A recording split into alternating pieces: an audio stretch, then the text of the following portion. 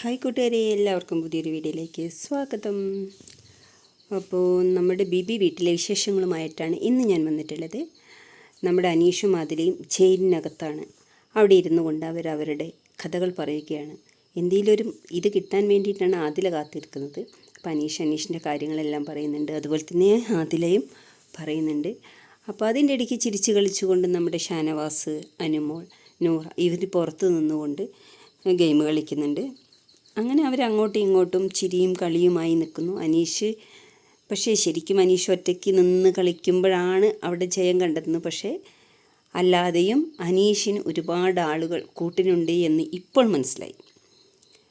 എല്ലാവർക്കും പുറത്ത് നല്ല നല്ല PR വർക്കുകൾ ഉണ്ടെങ്കിലും പക്ഷേ അനീഷ് ഒറ്റയ്ക്ക് നിന്ന് കളിച്ച സമയത്ത് അനീഷ് കുറച്ചു ബാക്കോട്ടായിരുന്നു. പക്ഷേ ഇപ്പോൾ കൂട്ടത്തിൽ കൂടിയത് കൊണ്ടാണ് എല്ലാവരും അനീഷിനെ സപ്പോർട്ട് ചെയ്യുന്നത്. കാരണം ഓരോരുത്തർ ഇറിറ്റേറ്റ് ചെയ്യുമ്പോഴാണ് അനീഷിന് കോപം ഇരട്ടിയാവുന്നത്. പിന്നെ ഇന്നലെ മൈജി കോർണറിൽ ഇരുന്നു കൊണ്ട് അനീഷ് പറയുന്നുണ്ട്, ഞാൻ ഒറ്റയ്ക്ക് ഇരുന്നാൽ മതിയായിരുന്നു, ഒറ്റയ്ക്ക് കളിച്ചാൽ മതിയായിരുന്നു, ഇനി ആരെയും വിശ്വസിക്കില്ല, എല്ലാവരും ഒരു കൈ അകലത്തിൽ മാത്രമേ നിർത്താൻ പാടുകയുള്ളൂ എന്നൊക്കെ അനീഷ് പറയുന്നുണ്ട്. സത്യത്തിൽ ആ ഒരു രംഗം കണ്ടപ്പോൾ സങ്കടമാണ് തോന്നിയത്. അനീഷിനോട് ഒരുപാട് ഇഷ്ടമാണ്. അനീഷ് നല്ലൊരു ഗെയിമറാണ്. പക്ഷേ അനുമോളും അനീഷും നല്ല നല്ല കൂട്ടാണ്. അതായത് നല്ലൊരു സഹോദര സഹോദരി ബന്ധമാണ്. കാരണം എന്താണെന്ന് വെച്ചാൽ അനീഷിനോട് ഒരുപാട് സ്നേഹം അനുവിനുണ്ട്. പക്ഷെ ഒരുപാട് പ്രാവശ്യം അനു പറഞ്ഞ് മനസ്സിലാക്കുന്നുണ്ട് അനീഷിനെ. പക്ഷെ അനീഷ് പറഞ്ഞ കാര്യത്തിൽ നിന്ന് ഒരു ഇത്തിരി പോലും അങ്ങോട്ടോ ഇങ്ങോട്ടോ വ്യതിചലിക്കാതെ പിടിച്ചു നിൽക്കുകയാണ്. ഷാനവാസ് ഇന്ന് നോമിനേറ്റ് ചെയ്തു. ഫസ്റ്റ് തന്നെ അനീഷിനെ നോമിനേറ്റ് ചെയ്യുന്നത്. കാരണം ജയിലിൽ പോയി പഠിക്കട്ടെ എന്നാണ് പറഞ്ഞത്. ജയിലിൽ പോയി അനീഷ് പഠിക്കും. ഇതിനു മുമ്പ് അനീഷ് ജയിലിൽ പോയതല്ലേ.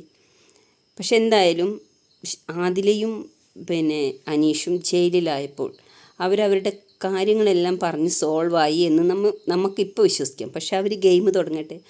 എന്തായാലും പഴയതുപോലെ തന്നെയാണ് ഇനിയും സംഭവിക്കുകയുള്ളൂ. പണ്ടത്തെ ചങ്കരൻ തെങ്ങുമ്പോൾ തന്നെ എന്ന് പറഞ്ഞൊരു പഴഞ്ചൊല്ല് അങ്ങനെ എന്തോന്നില്ലേ, അതുപോലെ തന്നെ ഇനിയും സംഭവിക്കുകയുള്ളൂ. എന്തായാലും ഈ ആഴ്ച നാളെ ലാലേട്ടൻ വരുന്ന ദിവസമാണ്.